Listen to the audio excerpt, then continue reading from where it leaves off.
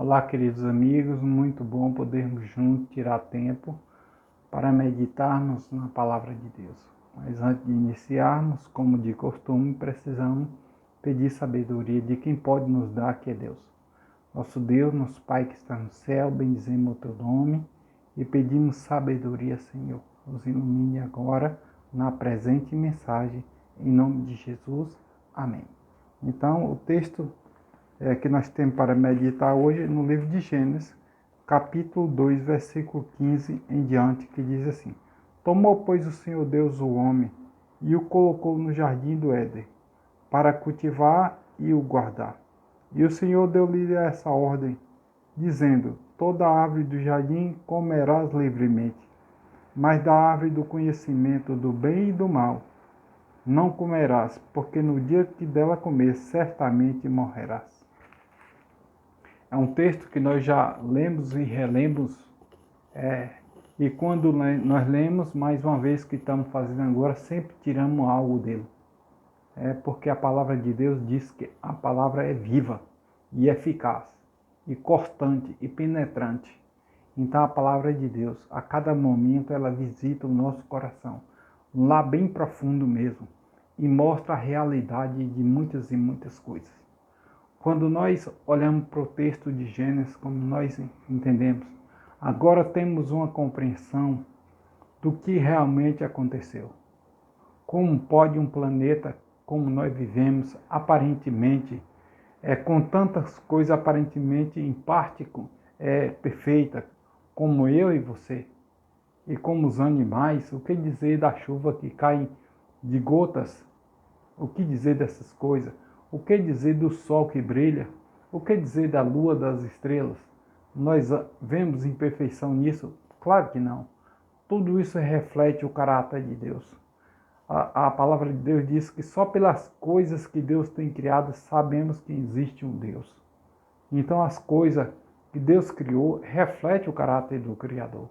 Porém, algumas coisas nós sabemos que nem tudo é perfeição nesse mundo. Nós vemos hoje o mundo sendo assolado pela epidemia, a pandemia do coronavírus. E as pessoas estão realmente, eu estou preocupado, como muitos estão preocupados. Agora, a pergunta é, como surgiu isso? Alguns acusam disso e daquilo, mas eu faço uma pergunta. Como surgiu também os grandes terremotos, no qual milhares de pessoas já foram mortos através desses instrumentos? O que dizer de um tsunami? E o que dizer de outras coisas, fenômenos da natureza? Como surgiu isso? Como tudo? O porquê de todas essas coisas? Na verdade, o que podemos ter um vislumbre dessas coisas, nós precisamos ir para o princípio.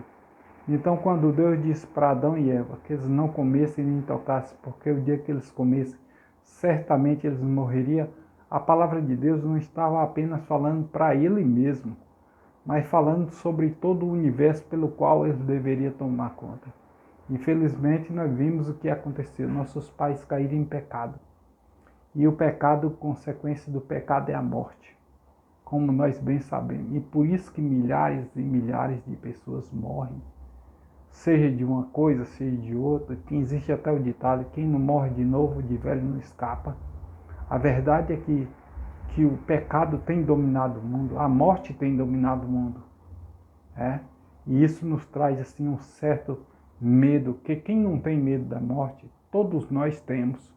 Até o nosso Pai, Criador da vida, Ele mesmo deu exemplo, dizendo: Pai, se possível, afasta de mim esse cálice. Então, a morte é um intruso, é algo terrível, traga pânico, mas nunca foi do propósito de Deus que o homem vivesse em pânico. Então, o plano de Deus era que o homem vivesse em abundância e com tranquilidade, sem preocupação com os dias que eu viver sobre a terra. Então, quando Deus criou o homem, foi com esse propósito. Então, o homem vive assustado. O que vai me tragar? Alguns até fecham os olhos. Alguns dias atrás, o pessoal estava muito com medo do coronavírus. Mas assim como os grandes terremotos e maremotos que deram no passado, eu quero dizer que esse medo está se passando e o povo está achando comum as coisas. A pergunta é, diminuiu a mortalidade? Não, pelo contrário, ela aumentou, ela praticamente duplicou, triplicou, mas o povo está acostumando um pouco com o mal, com as mortes. Os jornais anunciam, mas já não traz tanto medo. Estão seguros, ser humano? Certamente nem todos estão seguros, porque o que nós vemos realmente à frente aí nos jornais, dos meios de comunicação, anunciando as mortes de cada dia se aumentando, né? E alegra-se quando cai, às vezes caiu 2, 3% do que foi no dia passado. E isso parece que conforta. Eu quero dizer que o propósito de Deus nunca foi assim, que nós acostumássemos com essas coisas. Pelo contrário, essas coisas deveriam nos trazer sede de justiça. A Bíblia diz que bem-aventurado é aquele que tem fome e sede de justiça. A morte não tem nada a ver com justiça, tem tudo a ver com injustiça. Então nós não podemos acostumar com essas coisas. Nós precisamos focar os nossos pensamentos além da nossa compreensão, porque a Bíblia diz assim, porque os meus pensamentos não são os vossos pensamentos. Então os pensamentos de Deus é vida eterna. É vida eterna, não morte eterna. A morte nem nada tem a ver com o pensamento de Deus. Eu quero dizer, mostrar um texto que você bem conhece e muito conhecido para jogar por terra qualquer pensamento de que Deus se acostumou com essas coisas. A Bíblia diz assim, que Deus deu a vida para que todo aquele que nele crê não pereça, mas tenha a vida eterna. Volto de novo, porque Deus amou o mundo de tal maneira que deu seu único filho para que todo aquele que nele crê não morra, mas tenha a vida eterna. Nunca foi prazer de Deus, nunca foi alegria de Deus que o homem morresse. A Bíblia chega até a dizer assim, pode uma mãe esquecer o seu filho? Todavia, uma mãe não se esquece, mas eu não me esquecerei de ti. Há choro, há lágrima no coração de Deus, quando um filho dele é atingido por uma enfermidade dessa. Não que ele não possa evitar, mas ele prefere muitas vezes aguentar, porque ele tem algo muito melhor. Então, os meus pensamentos não são os vossos pensamentos, diz o Senhor. Não acostumeis com as coisas que estão acontecendo no mundo, mas transformai a vossa mente, a renovação da vossa mente, para saber qual é a perfeita e agradável vontade de Deus. A vontade de Deus para mim e para você é que nós não venhamos botar o nosso pensamento nas coisas desse mundo, mas que nós venhamos colocar os nossos pensamentos da eternidade. Tem o hino que você bem conhece. Eu já posso ver os passos de um Deus que se aproxima. Os terremotos, os maremotos, as enfermidades, as calamidades, a fome e a peste e o coronavírus.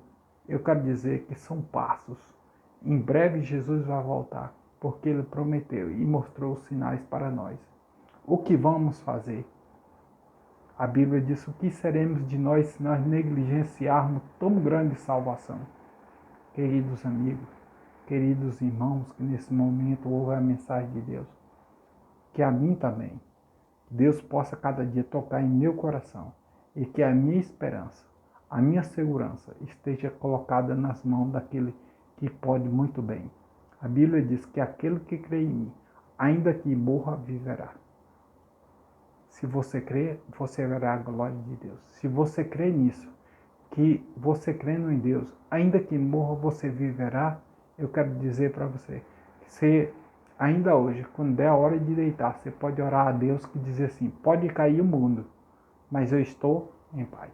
Fora disso, amigo, não tem tranquilidade. Fora disso, não tem como estar em paz. Porque a ameaça de morte está aí, e morte eterna. Eu quero dizer para o justo, não. A Bíblia diz que eles resplandecerão, né, como cabritos. Né? Eu quero dizer para você que está chegando a idade, e quem sabe a minha também está chegando e com as enfermidades. Eu quero dizer, o que Deus prometeu, nunca os olhos viu, nem a mente pensou, o que Deus tem preparado para aqueles que o amam. Mas em especial, eu quero te dizer que no dia que eu voltar, que Jesus voltar e que me encontrar e te encontrar, Ele vai transformar esse corpo corruptível e o seu corruptível num corpo incorruptível.